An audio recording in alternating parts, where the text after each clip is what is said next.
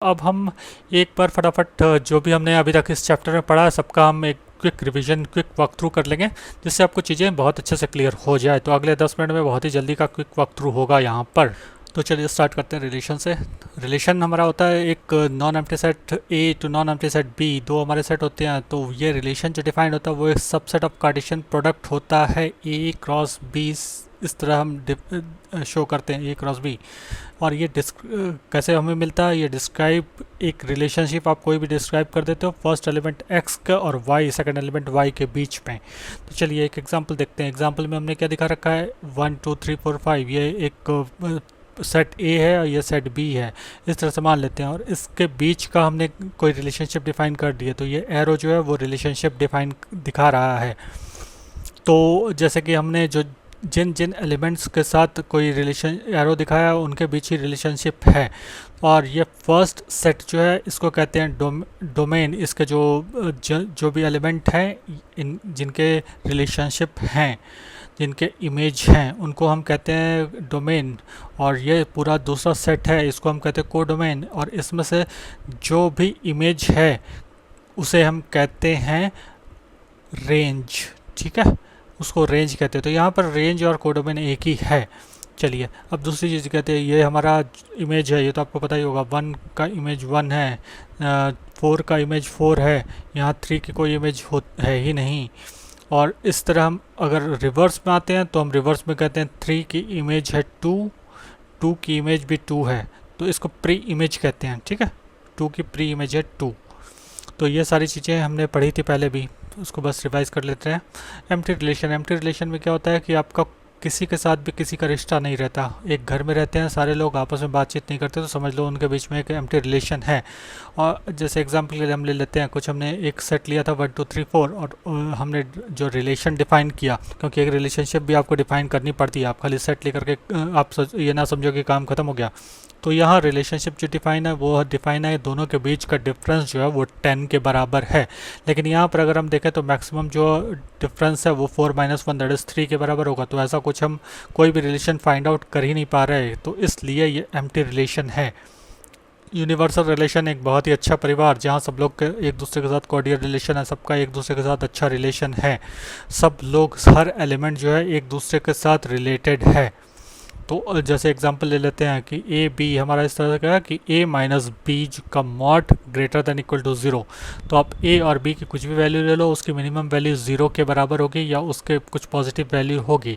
तो इसलिए ये ए और बी की आप कोई भी वैल्यू ले लो, वो सबके लिए ये रिलेशनशिप जो है वो होल्ड करेगा, इसलिए इसको यूनिवर्सल रिलेशनशिप कहते हैं। तो एम्प्टी रिलेशन और यूनिवर्सल रिलेशन, इन दोनों को मिला करके कभी हम ट्रिवियल रिलेशन कहते हैं। ट्रिवियल रिलेशन का मतलब होता है नॉट सो इम्पॉर्टेंट। चलिए आगे चलते हैं। टाइप ऑफ रिलेशनशिप, ये ज़्यादा काम के ज़्यादा इंपॉर्टेंट रिलेशंस हैं। रिफ्लेक्सिव, रिफ्लेक्सिव खुद का खुद से रिलेशन, ए रिलेशन ए। ठीक है, हर एलिमेंट के लिए ऐसा ही होगा। तो ए यहाँ पर ए बी सी है, ए बी सी का अपने के साथ अपना रिलेशन होना चाहिए। बी है, इसको बी समझ लेना। ए का रिलेशन ए से, बी का बी से, सी से का सी से, इसलिए ये रिलेशनशिप रिफ्लेक्सिव है। यहाँ पर सिमेट्रिक का मतलब होता है मैं तेरा फ्रेंड तो तू भी मेरा फ्रेंड होना चाहिए, ऐसा ही एक रिलेशनशिप। तो एक का रिलेशनशिप यहाँ 2 से है, तो 2 का रिलेशनशिप भी यहाँ 1 से है, इसलिए यह सिमेट्रिक रिलेशनशिप हुआ। ट्रांजिटिव, ट्रांजिटिव का होता है कि जो रिलेशनशिप A1 और A2 के बीच रिलेशनशिप है और A2 और A3 के बीच रिलेशनशिप है, इसका मतलब A1 और A3 के बीच भी रिलेशनशिप होगा, सेम रिलेशन। ठीक है, तो यहाँ पर अगर हम देखें 1 का 2 से रिलेशनशिप है, 2 का 3 से है, तो इसका मतलब 1 का 3 से भी रिलेशन होगा, इसको हम ट्रांजिटिव रिलेशन कहते हैं। ये इन सबको याद करने का तरीका, रिलेशन R से स्टार्ट होता है, तो R से RST, ये हमारे जो अल्फ़ाबेट, इंग्लिश अल्फ़ाबेट या सीक्वेंस में आता है, ये आर से रिफ्लेक्सिव हो गया, रिफ्लेक्सिव। और एस से सिमेट्रिक और टी से ट्रांजिटिव। तो इस तरह से हम याद कर सकते हैं, क्योंकि यह सीक्वेंस में भी सीक्वेंस में ही है RST। इक्विवेलेंस रिलेशन, अगर एक कोई भी रिलेशन जो है रिफ्लेक्सिव, सिमेट्रिक, ट्रांजिटिव तीनों है तो इक्विवेलेंस है।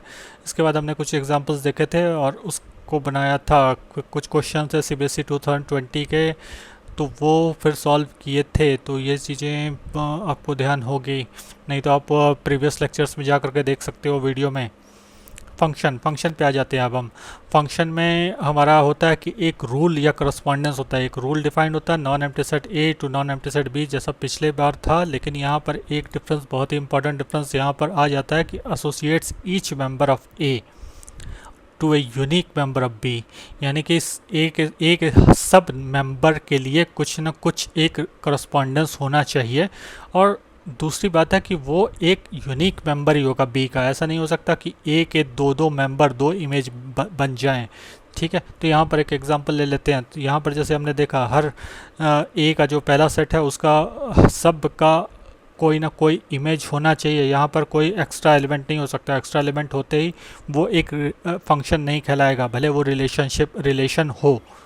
दूसरी बात ये यहाँ पर हमारा जैसे 1 का रिलेशन 2 से है, ऐसा नहीं हम कह सकते कि 1 का 1 से भी हो, 1 का जो रूल एसोसिएशन हो वो 2 से भी हो। ऐसा करस्पॉन्डेंस या रूल फंक्शन में नहीं चलता, वो रिलेशन में चलता था। इस तरह ऑफ कोर्स हो सकता है कि 2 और 3 के एक ही इमेज बन के आए, बट ये नहीं हो सकता कि आपके 1 के ही दो इमेज हो जाएं। एक एलिमेंट जो डोमेन का है उसके 2 इमेज नहीं हो सकते। अब बाकी बातें जैसे हम रिलेशन में करते थे, इधर ये जो भी एलिमेंट्स हैं, सिंस ये सबके सब किसी कॉरस्पॉन्डेंस में बंधे होते हैं, इसलिए ये पूरा सेट ही डोमेन हो जाता है। ये दूसरा सेट जो होता है सेकंड सेट, इसको हम कोडोमेन बोलते हैं। और इसके सेट ऑफ इमेजेस जितने भी हैं वो हमारे रेंज कहलाती है। इमेज तो आपको जो पिछली बार हमने पढ़ा था वही सेम चीज़ें होती है। इधर के एरो के इस तरफ राइट हैंड साइड में जो भी चीज़ें हैं वो इमेज है, और इस तरफ लेफ्ट हैंड साइड में जो चीज़ें हैं एरो के वो प्री इमेज है। तो यानी कि 2 is the image of 1 and 1 is the pre image of 2, इस तरह से बोला जाता है। चलिए आगे चलें। अब टाइप ऑफ फंक्शन, इंपॉर्टेंट चीज़ें ये हैं। 1-1 फंक्शन, 1-1 और इंजेक्टिव। तो 1-1 का मतलब ही है एक का एक के साथ ही रिलेशनशिप, एक का एक के साथ फंक्शन का करस्पॉन्डेंस होगा। तो इस तरह का इस तरह का जो फंक्शन हुआ वो हमारा 1-1 फंक्शन होता है। और इसको हम अगर प्रूफ करना चाहते हैं, ये हमें फाइंड आउट करना, तो fx1 is equal to fx2 हम उठाते हैं। और वो अगर उससे हम किसी तरह ये प्रूफ कर पाए कि x1 is equal to x2, उसका इम्प्लीकेशन निकल के आ रहा है, तो वो 1-1 ही होगा। ये बहुत ही इंपॉर्टेंट एक चीज़ है कि fx1 is equal to fx2 implies x1 is equal to x2। तो ये जब भी आपको 1-1 प्रूफ करना हो ये बहुत काम आता है। अगर 1-1 नहीं है कोई फंक्शन तो उसका मतलब वो मैनी 1 होगा। नेक्स्ट पे आते हैं ऑन टू का रिलेशनशिप, या उसे सर्जेक्टिव बोलते हैं। सर्जेक्टिव वैसे केस में होता है जहाँ पर कोडोमेन और रेंज एक होता है। यहाँ पर आपका कोई भी एलिमेंट बाकी नहीं होगा, सबके सब एलिमेंट के प्री इमेज एग्जिस्ट करेगा ही करेगा। तो वो आपका तरीका निकालने का ये है कि आप या तो डायग्राम से चेक कर लो कि सबके हैं या नहीं। अगर बहुत ज़्यादा एलिमेंट है तो आपको निकालना चाहिए कोड रेंज निकालनी चाहिए, और रेंज को कंपेयर करना है कोडोमेन से। अगर रेंज और कोडोमेन सेम है तो इसका मतलब कि ये फंक्शन ऑन टू है, या सर्जेक्टिव भी बोल सकते हैं इसे। 1-1 एंड ऑन टू, जैसे कि नाम से ये साफ है कि 1-1 और ऑन टू दोनों है, और इसे बाइजेक्टिव एक दूसरा नाम दिया हुआ है। तो 1-1 ऑन टू दोनों जो होते हैं वो फंक्शन उसको बाइजेक्टिव कहते हैं। कुछ एग्जाम्पल्स, कुछ क्वेश्चंस हमने सॉल्व किए थे प्रीवियस ईयर के CBSE 2019 के, और बाकी कुछ भी और भी हमने काफ़ी एग्जांपल सॉल्व किए थे। इसके बाद हम कंपोजिशन ऑफ फंक्शंस में आ गए थे। जैसे कि एक म्यूज़िक डायरेक्टर कुछ अलग अलग म्यूज़िक को कंपोज, इस तरह की म्यूज़िक कुछ अलग तरह की म्यूज़िक को ले करके फ्यूजन म्यूज़िक से क्रिएट करता है, उसी को कंपोजिशन कहते हैं। कंपोजिशन 2 फंक्शंस का होता है। जैसे f इस तरह से डिफाइन है, g इस तरह से डिफाइन है, तो g ऑफ f या फिर f ऑफ g, हम इस तरह का फ्यूजन वाला काम कर दें तो वो कंपोजिशन ऑफ फंक्शन हो जाता है। जैसे कि GOF जो होता है उसको इस तरह से हम डिफाइन करते हैं, बाहर वाले को बाहर रख दिया और अंदर में fx को डाल दिया, fx की वैल्यू सब्स्टिट्यूट करेंगे, और इस तरह से हमारा g में हम fx की वैल्यू सब्स्टिट्यूट करते जाएंगे तो GOF आ जाएगा।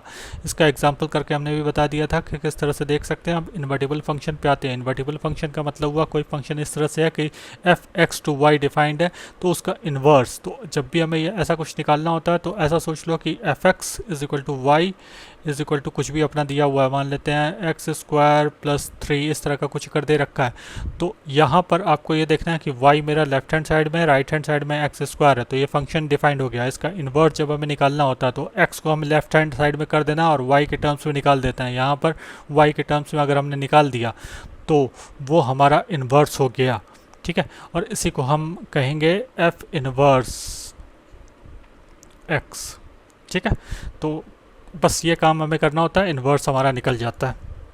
जैसे कि एग्जांपल के लिए यहाँ दे रखा है कि y इज इक्वल टू, इस तरह का इसे लिख लेते हैं, y is equal to X square दे रखा है, इम्प्लाइज यहाँ पर क्या आपको करना पड़ेगा, इन्वर्स निकालना है, x is equal to root under y, यानी कि इन्वर्स क्या है, f inverse x is equal to root under x। ये मेरा इन्वर्टिबल फंक्शन बन गया, इन्वर्स ऑफ f बन गया, ठीक है। तो ये इजी चीज़ें हैं। तो आप इन्वर्स ऑफ देख सकते हो यहाँ पर एफ ओ एफ जो था वो x ही है, इसका मतलब f और जो फंक्शन है ये खुद का इन्वर्स भी है। कुछ क्वेश्चंस और बनाए थे हमने, सॉल्व किए थे। बाइनरी ऑपरेशन पे आते हैं। ये तो आज के लेक्चर में हमने स्टार्ट ही किया था। बाइनरी ऑपरेशन होता है एक सेट ए पर होता है और वो फंक्शन की तरह डिफाइन होता है। यहाँ पर एक ऑपरेशन को हम स्टार्स डिफाइन करते हैं, यहाँ ये डोमेन हो गया और ये को डोमेन हो गया। बाइनरी मतलब दो ऑपरेंड्स के बीच कुछ इसी तरह का ऑपरेशन हम बताते हैं, तो वो बाइनरी ऑपरेशन होता है। Properties of binary operation, commutative उल्टा सीधा एक समान, A star B is equal to B star A. Associative, A star B को पहले आप प्रायोरिटाइज कर दो, इसको पहले ऑपरेशन इसका करो और इसका जो रिजल्ट है उसको सी के साथ ऑपरेट कर दो।